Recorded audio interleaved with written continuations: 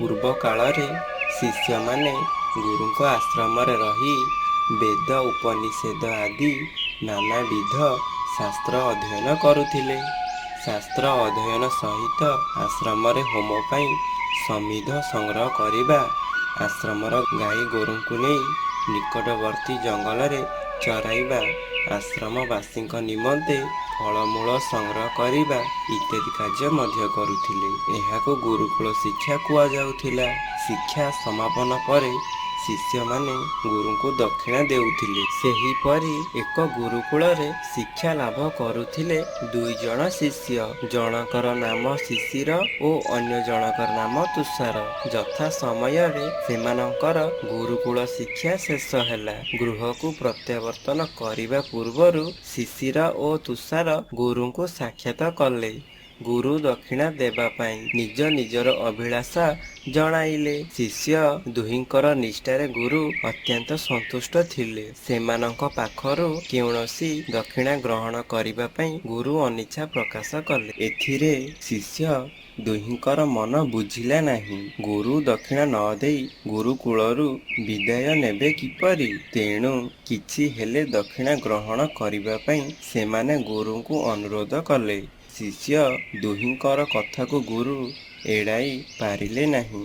କିଛି ସମୟ ଚିନ୍ତା କରି କହିଲେ, ଠିକ୍ ଅଛି, ତୁମେ ଦୁହେଁ ଯଦି ମୋତେ ଦକ୍ଷିଣା ଦେବା ନିମନ୍ତେ ଏତେ ଆଗ୍ରହୀ, ତେବେ ଗୋଟିଏ ଶୁଖିଲା ପତ୍ର ଦକ୍ଷିଣା ସ୍ୱରୂପ ଆଣି ମୋତେ ଦିଅ। କିନ୍ତୁ ମନେ ରଖ, ଏମିତି ପତ୍ର ଆଣିବ ଯାହାକି ଅନ୍ୟ କାହାର ଦରକାରରେ ଆସୁନଥିବ। ଗୁରୁଙ୍କ ମୁହଁରୁ ଏକଥା ଶୁଣି ତୁଷାର ଓ ଶିଶିର ବିସ୍ମିତ ହେଲେ। ସେମାନେ ଭାବିଲେ, ଗୁରୁ ଟଙ୍କା ସୁନା ନ ମାଗି ସାମାନ୍ୟ ଶୁଖିଲା ପତ୍ର କେତୋଟି ଦକ୍ଷିଣା ଭାବରେ ମାଗିବାର ତାତ୍ପର୍ଯ୍ୟ କ'ଣ ହୋଇପାରେ? ଗୁରୁଙ୍କ ଆଜ୍ଞା ପାଳନ କରିବା ତ ତାଙ୍କର ପରମ କର୍ତ୍ତବ୍ୟ। ତେଣୁ ବିଳମ୍ବ ନ କରି ଦୁହେଁ ଅଦରକାରୀ ଶୁଖିଲା ପତ୍ର ସନ୍ଧାନରେ ବାହାରିଲେ। କିଛି ବାଟ ଅତିକ୍ରମ କରିବା ପରେ ସେମାନେ ଗୋଟିଏ ବିରାଟ ଆମ୍ବ ତୋଟାରେ ପହଞ୍ଚିଲେ। ଦେଖିଲେ ଶୁଖିଲା ପତ୍ର ସବୁ ଗଦା ଗଦା ହୋଇ ରଖାଯାଇଛି। ତୁଷାର ଓ ଶିଶିର ସେହି ପତ୍ର ଗଦାରୁ କିଛି ଆଣିବାକୁ ଯିବାରୁ ଅଳ୍ପ ଦୂରରେ ଥିବା ବୁଢ଼ୀଟିଏ ଧଇଁ ସଇଁ ହୋଇ ଆସି ସେଠାରେ ପହଞ୍ଚିଗଲା। କହିଲା, ପୁଅ, ମୁଁ ବହୁ କଷ୍ଟରେ ଖର କାଖ ରଖି କରି ଏହି ପତ୍ରଗୁଡ଼ିକୁ ଠୁଳ କରିଛି। ଏଗୁଡ଼ିକୁ ନେଇ ଜାଳ କରିବି, ଖୁଦ ମୁଠେ ଯାଉ କରି ଖାଇବି। ତୁମେ ଏ ଗଦାରୁ ପତ୍ର ନିଅ ନା। ବୁଢ଼ୀ ମଣିଷ, ମୁଁ ଆଉ ଦୂରକୁ ଯାଇ ପତ୍ର ସାଉଁଟି ଠୁଳ କରିପାରିବି ନାହିଁ। ବୁଢ଼ୀଠାରୁ ଏ କଥା ଶୁଣି ଦୁଇ ଶିଷ୍ୟ ସେଠାରୁ ବାହାରି ଅନ୍ୟତ୍ର ଚାଲିଲେ। କିଛି ଦୂର ଯାଇ ଦେଖିଲେ ଜଣେ ଲୋକ ଶୁଖିଲା ପତ୍ର ଏକାଠି କରୁଛି। ଶିଷ୍ୟ ଦୁହେଁ ତାଙ୍କୁ ପଚାରିଲେ, ଭାଇ, ଏ ପତ୍ର ତୁମର କି ଦରକାରରେ ଆସିବ? ଲୋକଟି କହିଲା, ଏ ପତ୍ରକୁ ଜାଳି ପାଉଁଶ କରିଦେଲେ ଏହା ଭଲ ସାରରେ ପରିଣତ ହେବ। ସେହି ସାରକୁ କ୍ଷେତରେ ପକାଇଲେ ଭଲ ଫସଲ ଫଳିବ। ସେଥିପାଇଁ ତ ମୁଁ ଏ ପତ୍ରତକ ନେଉଛି। ଲୋକଟି ମୁହଁରୁ ଏ କଥା ଶୁଣି ଦୁଇ ଶିଷ୍ୟ ପୁଣି ଆଗକୁ ଚାଲିଲେ। କିଛି ବାଟ ଯିବା ପରେ ଦେଖିଲେ ବୁଢ଼ାଟିଏ ଶୁଖିଲା ପତ୍ର ସାଉଁଟୁଛି। ବୁଢ଼ାକୁ ଦୁହେଁ ପଚାରିଲେ, ମଉସା, ଏ ପତ୍ର ନେଇ ତୁମେ କ'ଣ କରିବ? ବୁଢ଼ାଟି କହିଲା, ବାପା, ତୁମେ ଏ ପତ୍ରର ଗୁଣ ବୋଧେ ହୁଏ ଜାଣନା। ଏହାକୁ ଗୁଣ୍ଡ କରି ପାଣିରେ ଫୁଟାଇ ଛାଣି କରି ସେହି ଫୁଟା ପାଣି ପିଇଲେ ସବୁ ପ୍ରକାର ଜ୍ୱର ଭଲ ହୋଇଯିବ। ଏହି ପତ୍ର ହେଉଛି ପୁରୁଣା ଜ୍ୱରର ଅବ୍ୟର୍ଥ ଔଷଧ। ବୁଢ଼ା ପାଖରୁ ଏକଥା ଶୁଣି ଶିଷ୍ୟ ଦୁହେଁ ସେଠାରୁ ମଧ୍ୟ ହତାଶ ହୋଇ ଫେରିଲେ। କାରଣ ଗୁରୁ ତ କହିଛନ୍ତି, ଯେଉଁ ପତ୍ର କାହାର ଦରକାରରେ ଲାଗୁନଥିବ କେବଳ ସେହି ପତ୍ର ଆଣିବ।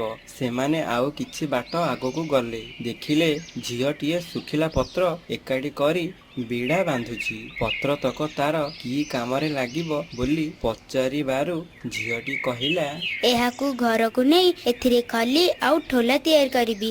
ତାହାକୁ ବିକ୍ରି କରି ମୋର ରୋଗିଣା ମା ପାଇଁ ଔଷଧ ଆଣିବି। ଝିଅଟିର କଥା ଶୁଣିବା ପରେ ଶିଶିର ଓ ତୁଷାର ସେଠାରୁ ଶୁଖିଲା ପତ୍ର ନ ନେଇ ଆଗକୁ ଚାଲିଲେ। ଜଙ୍ଗଲ ଭିତରେ ଗୋଟିଏ ଉଞ୍ଚା ଗଛ ମୂଳରେ କିଛି ଶୁଖିଲା ପତ୍ର ପଡ଼ିଥିବାର ସେମାନେ ଦେଖିଲେ। ସେଠାରୁ ପତ୍ର ନିଆ ଯାଇପାରିବ ବୋଲି ଭାବିଲା ବେଳକୁ ଦେଖିଲେ ଚଢ଼େଇଟିଏ ପତ୍ର ପାଖକୁ ଉଡ଼ି ଆସିଲା। ଶୁଖିଲା ପତ୍ରଟିଏ ଥଣ୍ଟରେ ଧରି ପାଖରେ ଥିବା ଗଛ ଉପରକୁ ଉଡ଼ିଗଲା। ଶିଷ୍ୟ ଦୁହେଁ ନିରୀକ୍ଷଣ କରି ଦେଖିଲେ ଚଢ଼େଇଟିଏ ସେଠାରେ ନିଜର ବସା ତିଆରି କରୁଥିଲା। ପତ୍ରଟିକୁ ନେଇ ସେ ତାର ବସା ବାନ୍ଧିବା କାମରେ ଲଗାଇଦେଲା। ତୁଷାର ଓ ଶିଶିର ଭାବିଲେ ଏ ସ୍ଥାନରୁ ମଧ୍ୟ ପତ୍ର ନେଇ ହେବ ନାହିଁ। ତଥାପି ସେ ଦୁହେଁ ହତାଶ ନ ହୋଇ ଚାଲିଥାନ୍ତି। ଆଗକୁ ଯାଉ ଯାଉ ଦେଖିଲେ ଗୋଟିଏ ପାଣି ନାଳ। ସେହି ନାଳରେ କେତେଗୁଡ଼ିଏ ଶୁଖିଲା ପତ୍ର ଭାସୁଛି। ସେହି ପତ୍ରକୁ ଆଶ୍ରା କରି ପିମ୍ପୁଡ଼ିମାନେ ମୁହଁରେ ଖାଦ୍ୟ କଣିକା ଧରି ଏପାରିରୁ ସେପାରିକୁ ଖୁସିରେ ଚାଲି ଯାଉଛନ୍ତି। ଏସବୁ ଘଟଣା ଦେଖି ତୁଷାର ଓ ଶିଶିର ଆଉ ଆଗକୁ ଯିବାକୁ ମନ ବଳାଇଲେ ନାହିଁ। କାରଣ ସେମାନେ ଦେଖିଲେ ଏହି ଶୁଖିଲା ପତ୍ର ମଣିଷଠାରୁ ଆରମ୍ଭ କରି ପଶୁ ପକ୍ଷୀ କୀଟପତଙ୍ଗ ସମସ୍ତଙ୍କର ଦରକାରରେ ଲାଗୁଛି। ତେଣୁ ସେ ଦୁହେଁ ଶୂନ୍ୟ ହସ୍ତରେ ଗୁରୁଙ୍କ ପାଖକୁ ଫେରିଯାଇ କହିଲେ, ଗୁରୁଦେବ, ଆପଣଙ୍କ କହିବା ଅନୁସାରେ ଆମେ ବହୁ ସ୍ଥାନକୁ ଗଲୁ। ବହୁ ସ୍ଥାନରେ ଶୁଖିଲା ପତ୍ର ପଡ଼ିଥିବାର ଦେଖିଲୁ, କିନ୍ତୁ ଏଭଳି ଗୋଟିଏ ସ୍ଥାନ ପାଇଲୁ ନାହିଁ ଯେଉଁଠି ଶୁଖିଲା ପତ୍ର କାହାର ଦରକାରରେ ନ ଆସୁଛି। ତେଣୁ ଆମେ ଶୂନ୍ୟ ହସ୍ତରେ ଫେରି ଆସିବାକୁ ବାଧ୍ୟ ହେଲୁ। ଆପଣଙ୍କୁ ଆପଣଙ୍କ ମନପସନ୍ଦର ଦକ୍ଷିଣା ଦେଇ ନ ପାରି ଆମେ ଲଜ୍ଜିତ। ଶୁଖିଲା ପତ୍ର କେତୋଟି ଆପଣ ଦକ୍ଷିଣା ଭାବରେ ମାଗିଥିବାରୁ ଆପଣଙ୍କ କଥାକୁ ଆମେ ପରିହାସ ମଣିଥିଲୁ। କିନ୍ତୁ ସେ ଶୁଖିଲା ପତ୍ର ଯେ କେତେ ଦରକାରୀ ସେ କଥାକୁ ଆମେ ଏବେ ଅନୁଭବ କରିପାରୁଛୁ। ଶିଷ୍ୟ ଦୁହିଁଙ୍କୁ ଗୁରୁଦେବ ଆନନ୍ଦରେ କୁଣ୍ଢେଇ ପକାଇଲେ।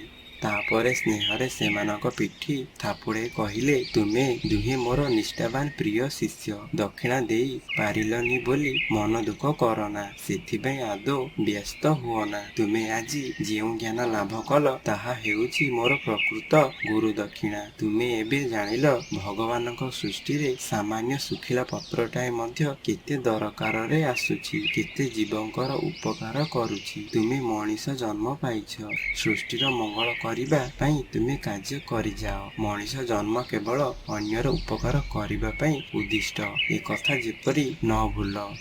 ଦୁଃଖ କଷ୍ଟରେ ପଡ଼ିଥିବା ଲୋକଙ୍କୁ ସାହାଯ୍ୟ କରିବାର ସୁଯୋଗ ମିଳିଲେ ତାକୁ କେବେ ହାତଛଡ଼ା କରିବ ନାହିଁ। ରୋଗୀ, ଦରିଦ୍ର ଓ ବୃଦ୍ଧ ଲୋକଙ୍କୁ ସାହାଯ୍ୟ କରିବା ଲାଗି ସର୍ବଦା ପ୍ରସ୍ତୁତ ରହିଥିବ। ସୃଷ୍ଟିର ମଙ୍ଗଳ ପାଇଁ ତୁମେ କାର୍ଯ୍ୟ କରିଗଲେ ସେହି ହେବ ମୋର ଶ୍ରେଷ୍ଠ ଗୁରୁ ଦକ୍ଷିଣା। ଶିଷ୍ୟ ଦୁହେଁ ଗୁରୁଙ୍କ ପାଦଧୂଳି ମୁଣ୍ଡରେ ମାରି ହସି ହସି ତାଙ୍କ ପାଖରୁ ବିଦାୟ ନେଲେ।